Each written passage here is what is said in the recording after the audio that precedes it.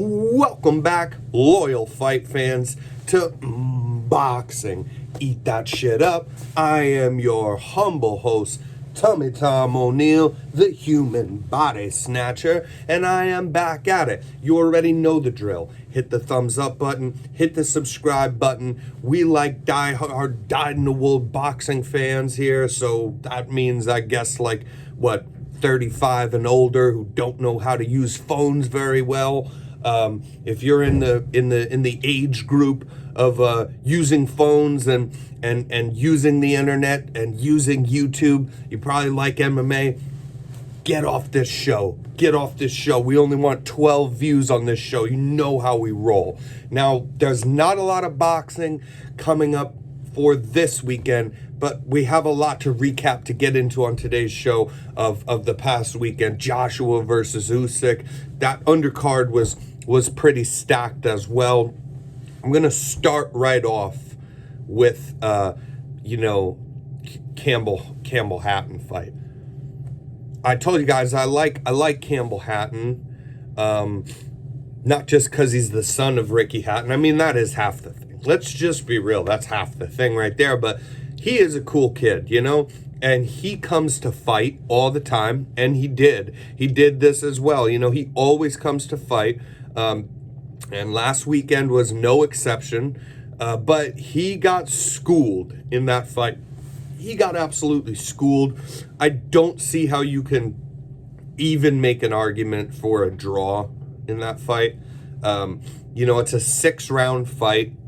So this is even easier, right? It's not even as long. It's not even an 8 or a 10 or a 12, certainly. It's only a 6-round fight.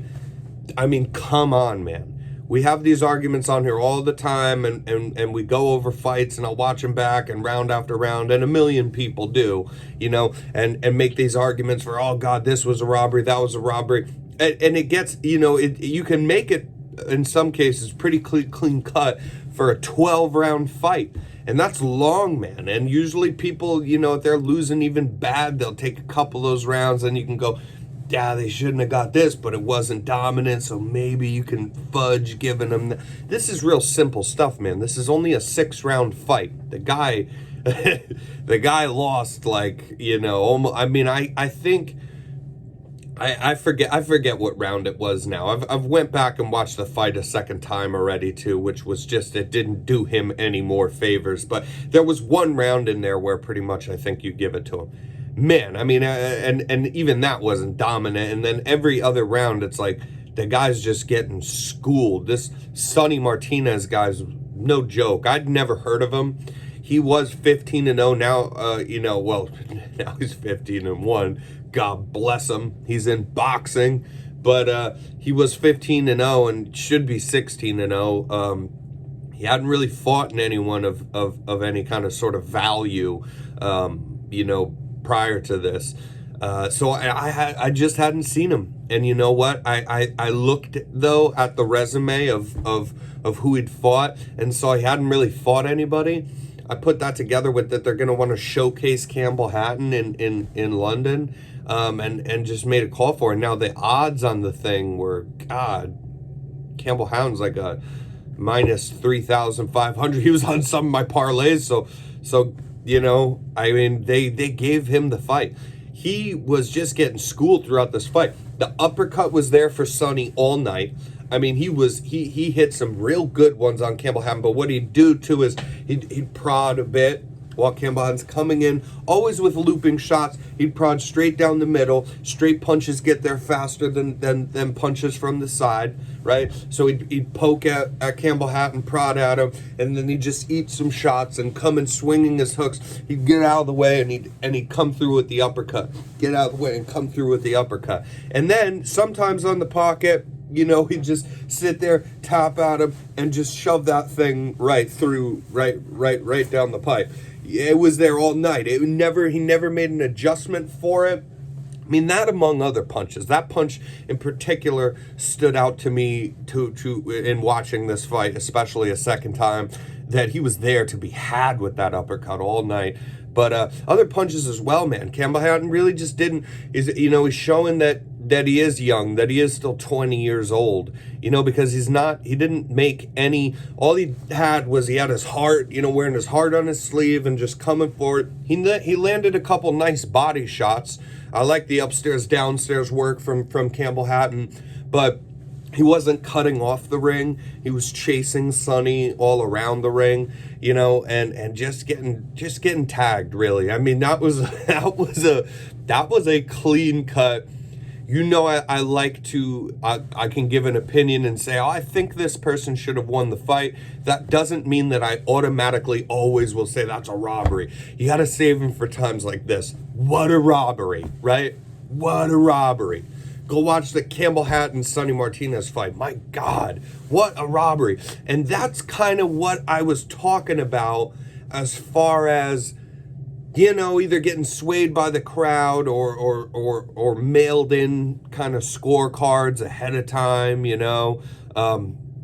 for the judges, being there in England. They're a little notorious too for just kind of giving the fights to the English fighter. This is kind of what I was touching on, thinking that would happen with the Joshua fight. If you guys remember, I said I thought Alexander Usyk would deserve to win the fight, but I thought that it would be a little bit closer than it was, and so they just give it to Joshua. Now this fight, this Sonny Martinez versus Campbell Hatton fight, not close at all. This fight's not close at all. And that's what I was talking about. And they just gave it to him. How blatant. You got the announcers going, wow, I cannot believe I just saw that. So that's kind of where I couldn't believe they did that, to be honest, because that's so blatant. The guy lost 5 out of 6 rounds. I mean, my God. He didn't even have the body language to try what you're supposed to do, to act as if you feel like you deserve it. He didn't even have the body language to go through with it. God bless him. He'll get back in there, and he's a very cool kid, and I'm not here to bash him. He's the son of Ricky Hatton. I wish good things for him, but this is kind of what I mean about, the sons of legends, fighters. We've touched on this before as well. Just kind of getting exposed over time a bit. I feel like with Conor Benn, he is, and I said it back then, I think the best of all these guys that are sons of, like Trey Lippy Morrison, Tommy Morrison's son, and then you got Campbell Hatton, you got a few others, and I think Conor Benn's the best of the kind of sons of legends fighters, because he's just like taking, I don't know. I don't know what it is. I think he's the best of them, and I think that Campbell Hatton has some ways to go. He's got to learn. He's got great combinations, right? And he certainly knows how to put the pressure on. And also, if anything, this fight showed he has a chin. He has a chin on him. But he needs to learn how to make adjustments, especially for just like blaring things like, hey, how many times you get hit with the uppercut that round? Was it 17 times in just that last round? Let's get our goddamn head off the center line, I don't know. We'll see where he goes from here, but that was such a robbery, and I feel bad for this Sonny Martinez guy who came there to put on a boxing showcase, and he did that, and still wasn't able to come out on top. So yeah, that kind of sucked, but yeah. Then we have this. Boatsi, Boatsi got big win. That's we saw that coming a mile away. That was cool to see him back. I like this Boatsi guy. I think he's gonna do big things in his division for sure. Just kind of to segue from this Campbell Hatton to the Usyk Joshua fight. Like I said, that's what I kind of thought would happen, but in a closer fight, not something so egregious as that Campbell Hatton fight to give the decision to Joshua. But that fight too, I mean, it was closer than the Campbell Hatton fight, but that fight too wasn't really that close.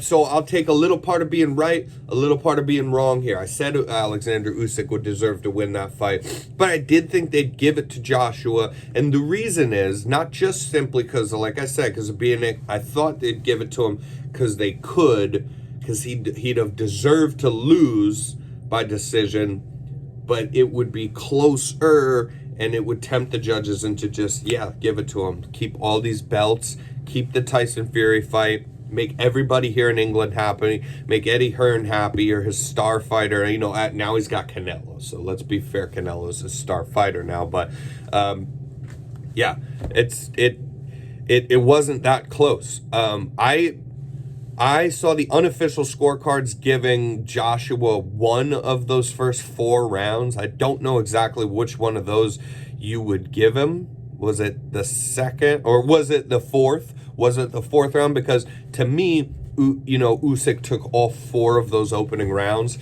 Just came out and set a pace on him.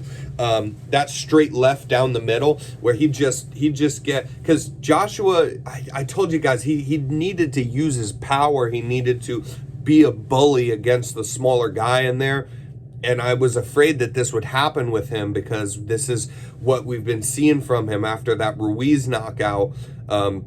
You know, he came back and it was good boxing, but it's against Andy Ruiz. He wants to war brawl with you. This is Alexander Usyk is one of the greatest, you know, technical boxers that there is, you know, on planet Earth. So you could never box with him. I tell you, you know, Alexander Usyk's the way better boxer, and to have a strategy where you're Anthony Joshua, man, you're at the pinnacle of the sport. You have all these belts. You have all these trainers. You're one of Eddie Hearn's star guy. You were his guy before Canelo, kind of. I mean, you still are. Eddie Hearn rides or dies for Anthony Joshua. I just think, do you not have trainers, people, like the whole camp for this fight? What was this space? Everybody was on board with thinking that the best way for you to win this fight was to try to stand back and have a boxing match with Alexander Usyk. That's crazy. That's crazy, but that's what he did. So he kept trying to throw the jab out, right? But and then Usyk, you know, being a southpaw, then what he'd do is he'd just get his head off the center line and come straight down the middle with the left. With his power shot, and get his head off the line when the punch is coming this way, and he plug that left hand in, you know. He plugged that left hand in, right? And he had a lot of success with the straight left down the pipe. That was, I feel like maybe he thought a good shot that he could let Joshua feel a little bit of power, because Usyk's not a power puncher, and now he's especially, I mean, even at cruiserweight, you know, he hits hard. He's fantastic, but not known for power. He's known for his boxing ability, and now he's up at heavyweight, so especially he's not a power puncher, excuse me, but I feel like that was so smart of him, right? To be like, what's my best punch? What's my easiest thing to land here? I'm gonna set a precedence. As soon as we jump into round 1, I'm gonna be on you, and I'm not gonna be backing up. You're gonna come to me, I'm coming to you. I'm gonna stand in the pocket with you, and I'm gonna let you miss your shots. I'm gonna make you pay for them. Every time you miss your shots, I'm going to make you pay for it, right? And you will lose hope. And that's the fight that I watched personally, is Anthony Joshua slowly losing hope. Being a bit of a warrior, certainly not being a quitter, right? Always trying to win the fight. Also, what was interesting to me is Anthony Joshua, you know, had 0 head movement coming into this fight. Round 1, round 2, round 3, he had no head movement at all, so he was getting just poked with the shot, and somebody in his corner must have said something to him, because then he comes out, you know, I think it could have been round 5, but I think it was round 6 is when I noticed really that, because that was an Anthony Joshua round, finally, you know, where I think I noticed him, you know, actually doing the same thing that Usyk was doing, right? Slipping the shots and time, but he's an orthodox fighter, right? And so when he'd slip the shots, he'd slip this way when Usyk's left came down, and he'd throw the right down the pipe. So the head movement, won him that round 6. Round 7's iffy. If you give it to him, I'm not even mad at you, but I think then Anthony Joshua definitely deserves round 8 and round 9 as well. And then, but this was kind of like him trying to play catch up. He's not even caught up in my eyes. He's not even caught up to tying, right? That Usyk's still up at the end of round 9 when Anthony Joshua just bagged 2 rounds in a row. He's still down to me on the scorecards. And then, but I think, if he bags up all these other rounds, I mean, for sure he could deservingly win this fight even, but then he gets absolutely gets absolutely obliterated round 10, 11, and 12 by Alexander Usyk, who just was putting combinations together that were outrageous. It's something like an 8-9 punch combination towards the very end of that fight. He almost knocked Anthony Joshua down about 3 different times in this fight, wobbled him, had him hurt, shots that had him stumbling backwards. Man, I mean, I just watched Anthony Joshua come out and, Sweet Caroline's playing, and I forget the song that Joshua walked out to. I really actually liked it. It was kind of like a trial by fire, like you gotta hurt to, I forget what song it was, but it was good. It was a good song. I liked it for his walkout. And they had the fire going off. Everybody's going crazy. There's 65,000 people, in that stadium in England going crazy for him. And then they were during the fight, but he's losing these first 4 rounds. And then they're like, 5 rounds, 6 rounds in. And he starts picking up. They're trying to cheer for him. And towards the end, it's just quieter and quieter, for the cheers for I mean, that was a bad night at the office for him. That was a bad night for Anthony Joshua, and a great night for Alexander Usyk. That's a fight of the year contender. Not sure. I'm very caught up in this moment. Okay, but that is a fight of the year contender. I'll be fair and not jump the gun here and say that I don't think that will be fight of the year, though. I don't think it will be. But I will say this. I think that will be the underdog performance of the year. Any combat sport, and that's including MMA, of this year, I think you just witnessed Alexander Usyk have the performance of his lifetime and the underdog performance of the year. And I will stand by that statement. That was incredible. And then to hear him in the post-fight, he's just a respectful. How could you not like this guy? Alexander Usyk's awesome, and he's just a respect. And he goes, what can you say? He's an Olympic, gold medalist, or he's an Olympian. He's a multiple belt world champion, world heavyweight champion. And what more can you say? The guy's great, and there's nothing to say bad about him or his performance tonight, and that's it. And then he follows that up, just such a gangster way to do it, just follows that up by saying, this is the biggest win of my career, but no, not even close to being the hardest win. Because it's true, just what a gangster thing to say. It's a styles make fights. So he just got all these belts, moving up from unifying cruiserweight, moving up to heavyweight, shocking the world, and then getting all of these belts.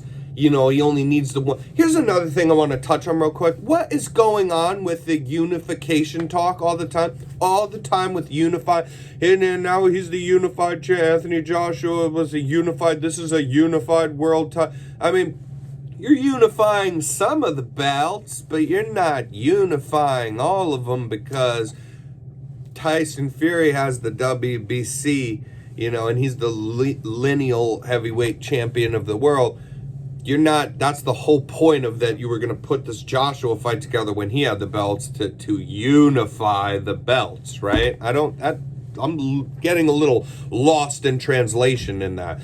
I'm not familiar with people just constantly, if there's one person with one belt, one person that it's unifying, but you're not a unified champion because you just unified two belts, or in this case, 3, what does he have, 4 belts? One of them's like a Ring Magazine, because he doesn't have the WBC. That's the belt that Anthony Joshua hasn't had, that he needed to try to get from Tyson Fury. God bless him. Tyson Fury, I mean, especially after watching, I've always had this stance. I've spoke about this before, that I think Tyson Fury beats all these guys. And I'm not always right. I picked Tyson Fury to win against Deontay Wilder, but when that fight happened, I thought he won instead of a draw, because he won most of those rounds, but the way that he got knocked down so brutally, the way he was able to be caught more than once, twice by Wilder, and that power, I actually picked Wilder to win in the second fight, and then he shocked me, man. That was not even close at all. And now I'm sold now, though, is all I'm saying. And I think he'll just run through probably Wilder again.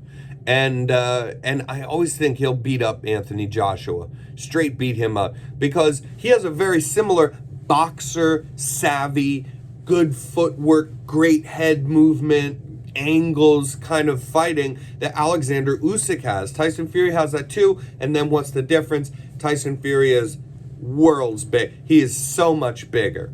He is so much bigger. He's one of the biggest he is the biggest heavyweight that there is, right? So the guy's massive and can move like that and box like that. I think he's unbeatable right now. But yeah, it was a great night of fights. Very, very epic stuff. I had fun. I was at the beach with my daughter to watch them. Watched some of the UFC card too, which, shout out to that, was very good. Very good UFC card as well.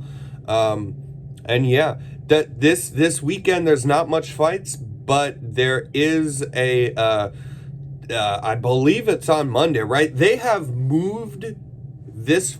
It's the circus again with Triller, and they have moved this fight. I'm not joking. Is this the 5th or the 6th time? It's a real question. It's one of those. Is this the 5th time or the 6th time that they've moved this goddamn fight to different days? And they're like, oh, it's Monday, it's Tuesday. Now it's back to, I think it's Monday. I think it's October 4th, as far as I know. Might be back to being Tuesday. It might not happen at all. But if it does, yeah, I think Teofimo Lopez starches George Kambosas, but George Kambosas is a very, come forward style, pressure style, brawler fighter, right? And I think that Lopez will show his boxing ability in this instead of his brawler, because you box a brawler, you brawl a boxer, and this is, somebody should have said this to Anthony Joshua, right? That you are fighting one of the world's best boxers. You can be a brute and you're a good finisher, Anthony Joshua. Brawl the boxer. Don't box a boxer. You never box a boxer.